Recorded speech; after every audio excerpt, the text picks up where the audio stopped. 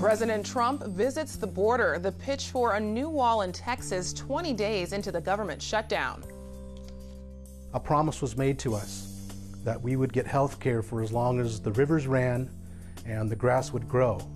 And as far as I'm concerned, the river's still running and the grass is still growing. The government shutdown affects some communities harder than others, why it's a big concern for local reservations. When I ran for city council, I never expected to run for mayor. But now she's running. Councilmember Barbara Breed talks to KPBS about her campaign in a growing field for San Diego mayor. KPBS Evening Edition starts right now.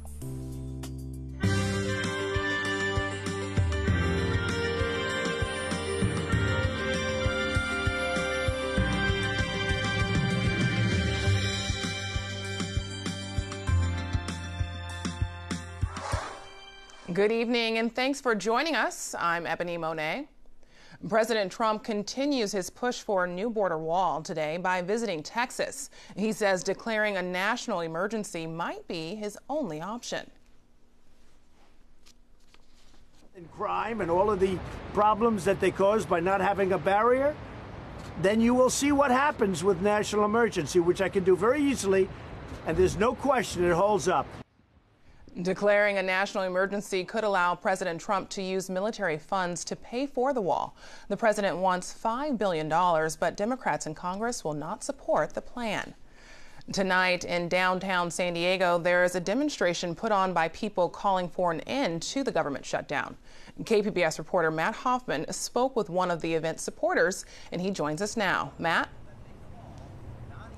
Yeah, Ebony, we're here downtown right outside the federal building, and there's going to be at least one federal employees union here representing at this rally, the American Federation of Government Employees. And like you just mentioned, we had a chance to talk to one of their national vice presidents, and he told us he represents over 40,000 workers. Now, these include Border Patrol agents, ICE agents, and TSA workers. And he says that no one should go without pay and that President Trump is disrespecting these workers.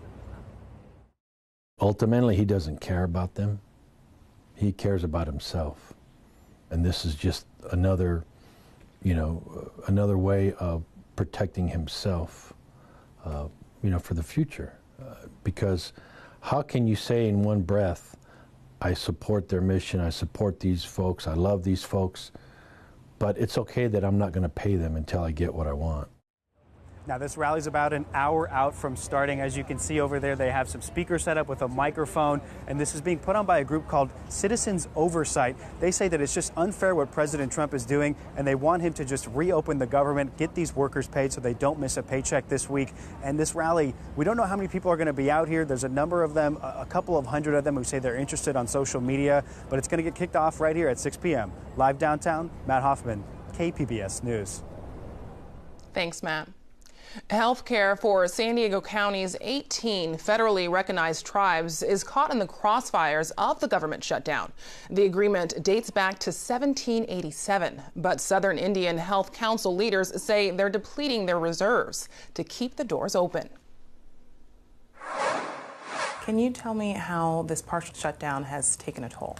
Well, the first thing I got to say is that IHS is already classically underfunded for our clinics. So there's a saying in Indian country that don't get sick past August because there won't be any funding to cover you.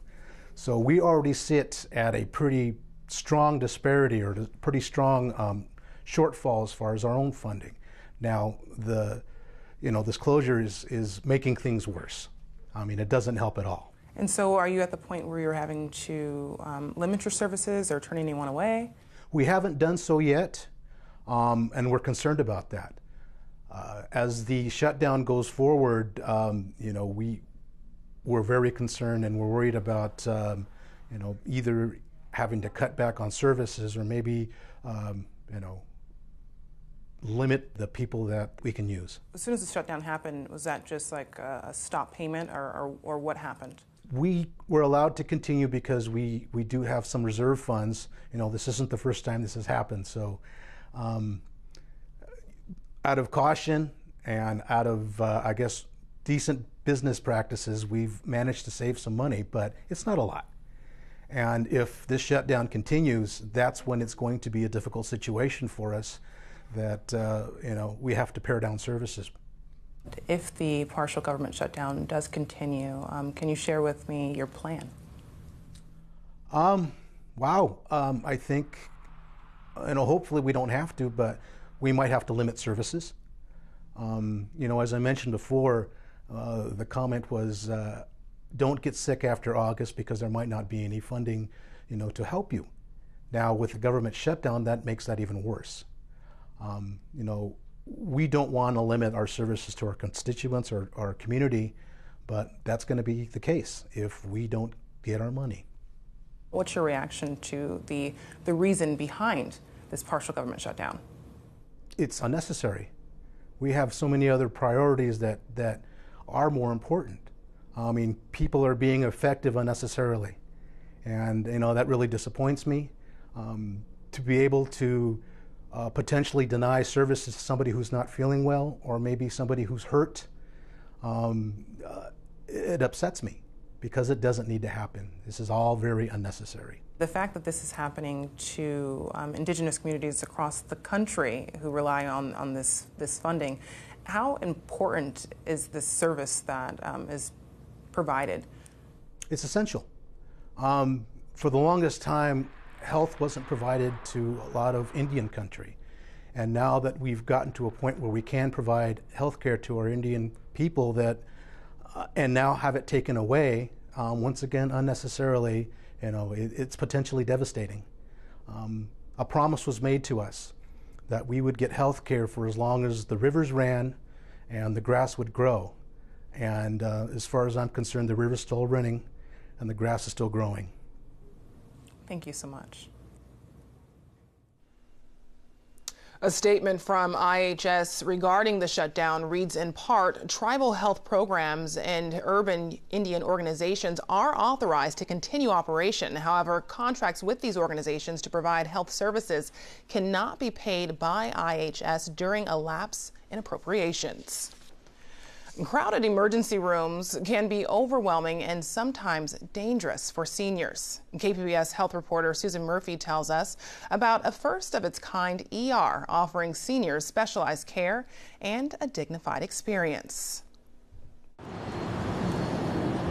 Inside the UC San Diego Emergency Department in La Jolla, a new wing specially designed for seniors 65 and older. Soundproof walls, better lighting. The beds are much more comfortable for prolonged stays if seniors need to be in bed for a prolonged period of time. Here, there are no noisy machines, glaring lights, or slippery floors. Rather, an ambiance of comfort, calm, and healing. Dr. Vishal Tolia is director of the Gary and Mary West Senior Emergency Care Unit. We are now seeing almost 35% of our patients over the age of 65.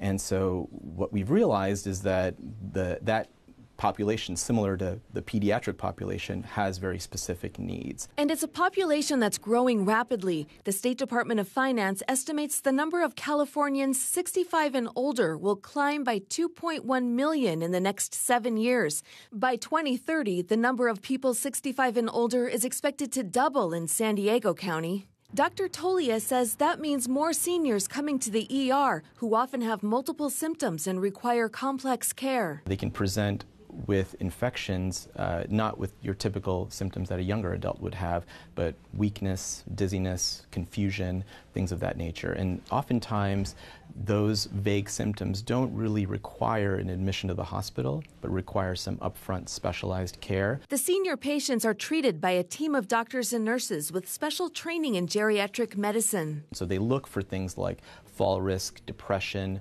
cognitive impairment, review of medications. They work with physical therapy, pharmacy, and all these other services that we bring to the emergency department. The goal is to avoid unnecessary hospitalizations and readmissions, and instead provide a full assessment and treatment, followed by a safe transition to a home environment with proper resources. The geriatric unit is funded in part by a $12 million grant from local philanthropists Gary and Mary West. Their foundation and nonprofit West Health plans to use the facility as a model. We're really excited about being able to populate this throughout the state of California and then taking the best practices and implementing them in different medical centers across the United States. The senior care unit currently has a dozen rooms with plans to open 8 more this year. Susan Murphy, KPBS News.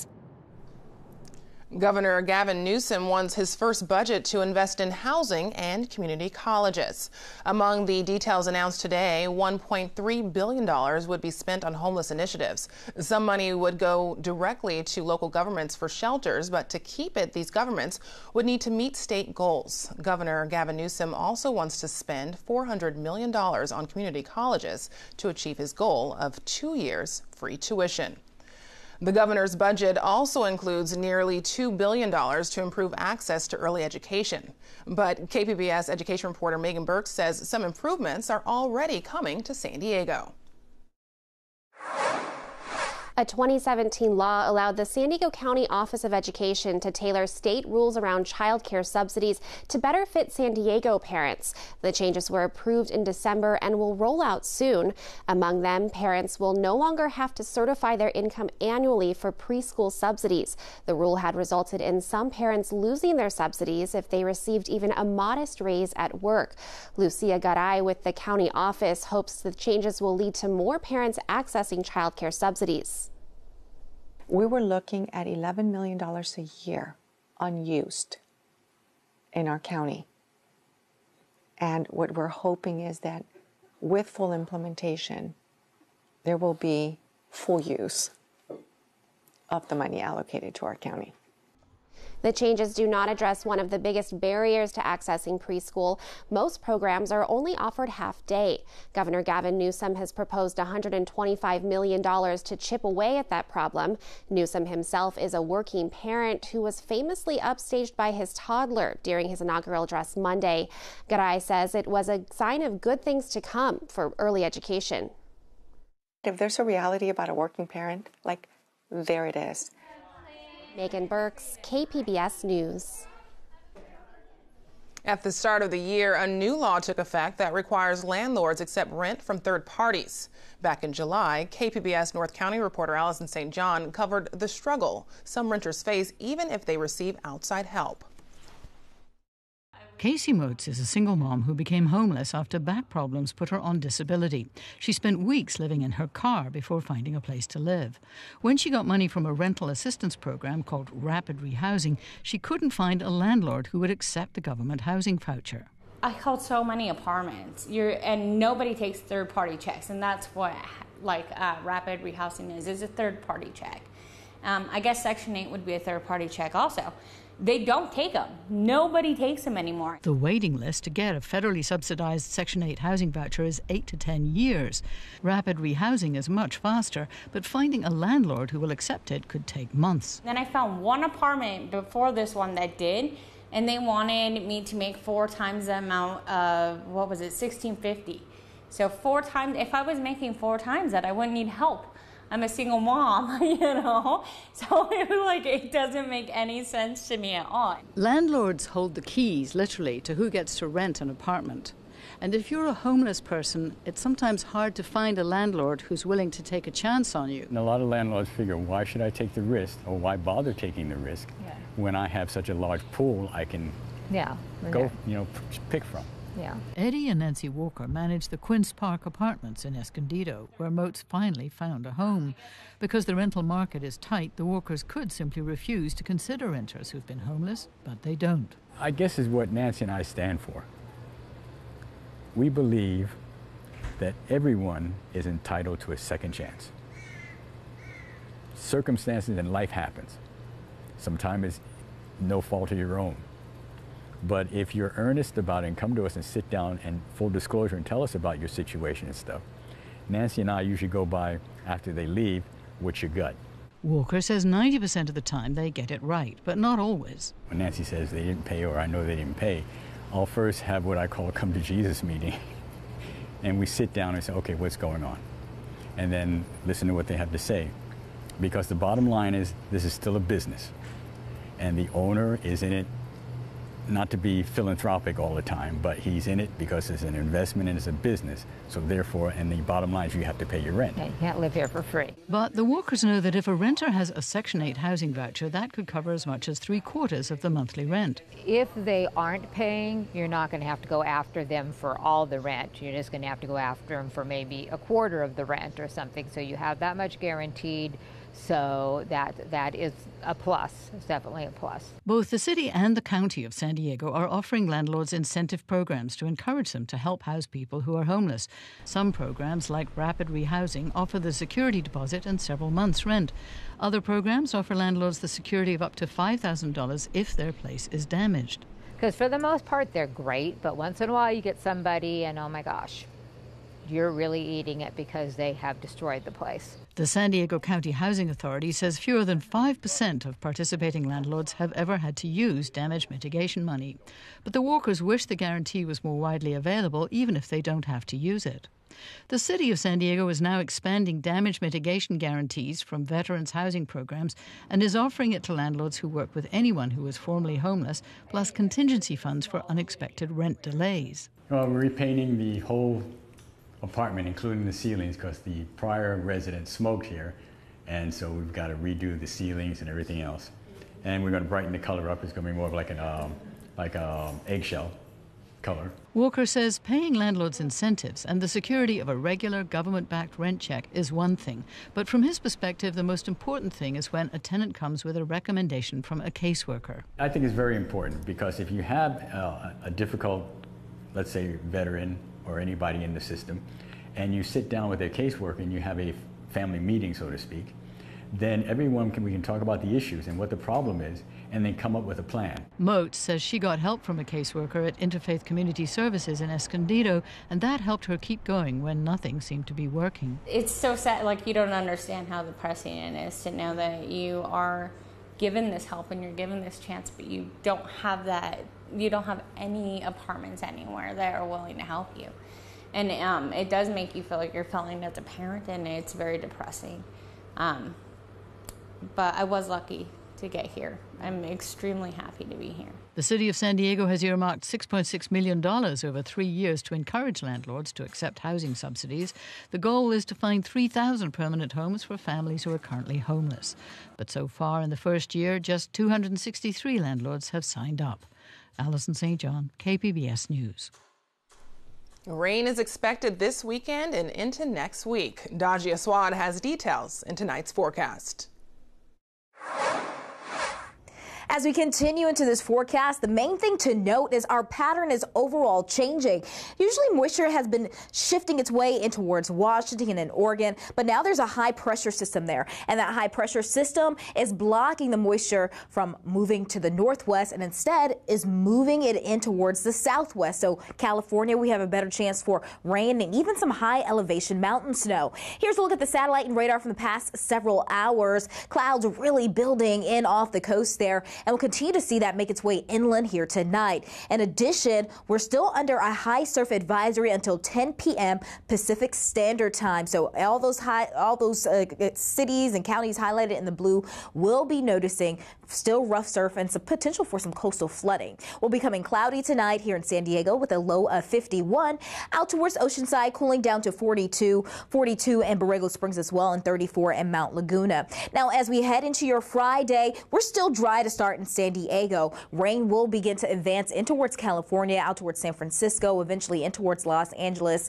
Will eventually make its way in towards San Diego, but late Friday. For us, clouds really start to build in towards Oceanside with a high of 64, topping off at 65 in San Diego, in the lower 70s in Borrego Springs, and 51 in Mount Laguna with a better chance for some sun due to your higher elevation. Now, into this weekend, that's when that moisture continues to rush its way into Southern California. So we will be talking about some rain to continue into your extended forecast, tomorrow, still on the dry side for the start of the day with a high of 64. Then as we head into your Friday night, Saturday, that rain begins to pick on up. And then by Saturday afternoon, tapering off. We'll get a brief break into your Sunday, and then we'll get another push of moisture for the early week here across the coast as well as the inland areas. Once again, track overall changing, so we get a better chance for some rain. Now, as you talk about mountain snow, not going to be a whole lot of it, really about 6,000 feet and above. Mostly going to be some snow showers, not enough for accumulations, but we do notice our temperatures dropping down into the 40s out towards the mountains for your extended forecast. Once again, moisture available to us for Friday late night into your Saturday, then another chance into the early week. Reporting for KPBS News, I'm your meteorologist, Dajia Swad. Back to you. It's less than 2 years away, and San Diego leaders are already throwing their hats into the mayor's race. Councilwoman Barbara Bree sits down with KPBS News to chat about why she's running for the city's top post. From having been on the council for 2 years, I see that there's a lack of leadership in our city, and I believe I bring a unique perspective because I've been a high-tech entrepreneur, I've been a journalist, I've started and led organizations like Athena San Diego and Run Women Run, and I would bring that perspective to leading our city. So my priorities are about keeping our community and our city safe, clean, and prosperous. Public safety is the #1 responsibility of local government. We gave significant pay raises to our police officers, so we're addressing recruitment and retention. Fire safety is now a major issue. Fire season is 12 months a year, so we need to pay a lot of attention to that. Clean to me is now about moving forward with community choice energy, with pure water, which we have voted on, and in making sure we keep our beaches, bays, and canyons clean. And prosperous is about the innovation economy and about creating more housing, which will also address our homeless issue.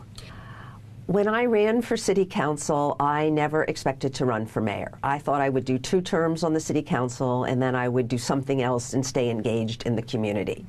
What came along was Soccer City. I opposed Soccer City early. I was the first elected official to oppose it because I believed it was a bad deal for San Diego taxpayers and residents. And it was my business experience that gave me the confidence to oppose it. After I opposed it, I was a new council member. I was opposing something that was supported by a popular mayor. A lot of people came forward and said they'd never seen a new council member do something this courageous, and they encouraged me to consider running for mayor. So one of my vision for our city comes out of my many years as a tech entrepreneur and my long-term support for the arts. It's full steam ahead. So it's the literal science, technology, engineering, arts, and math, and why it's important to bring it to every neighborhood. You know, I spent 30 years in the innovation economy. It drives our entire economy. It creates the highest paying jobs and the ancillary jobs around it. And listen, our employers aren't going to have the workforce they need if we don't do something different in San Diego. And we have to be concerned that we're training all of our residents to be able to access these good jobs.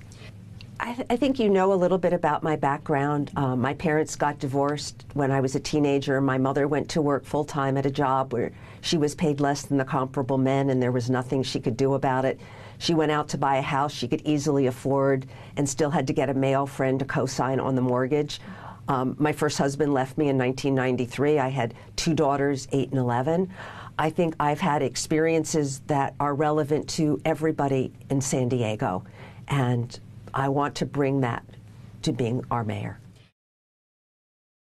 I'm Judy Woodruff. Tonight on the NewsHour, President Trump visits the southern U.S. border as the government shutdown stretches into day 20. Coming up at 7 after Evening Edition on KPBS. Whether you're a fan of punk, classical, or a cappella, it's going to be a very musical weekend. Here to give us details is KPBS arts editor Nina Guerin. The Casbah is one of San Diego's most treasured music venues, a small club by the airport where bands like Weezer and the White Stripes have performed. It's also a place that gave local artists their start, including Blink-182, Jewel, and Jason Mraz. 2019 marks the Casbah's 30th anniversary, and the month-long celebration includes a mix of throwback performances, local music showcases, and other events. This weekend features the reunion of one of San Diego's most beloved punk bands, the Dragons,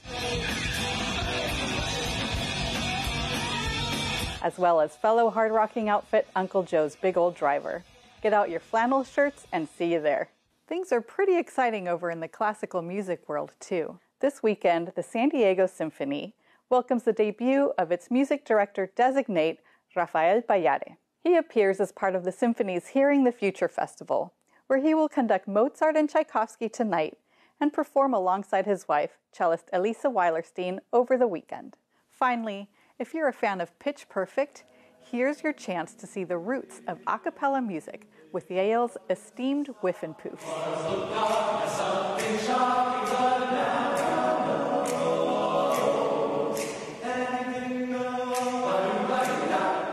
Formed in 1909, the Whiffenpoofs is the country's oldest collegiate a cappella group. The Poofs are a group of incoming seniors who take a year off to tour the world, performing a cappella versions of popular and traditional songs. And for the first time in its history, the Whiffenpoofs have welcomed a female member. Sofia Campo Amor was admitted into the group in 2018, and she will be at the San Diego performance. For KPBS Arts, I'm Nina Guerin. You can find tonight's stories on our website, kpbs.org/evening edition. Thanks for joining us. Have a great night.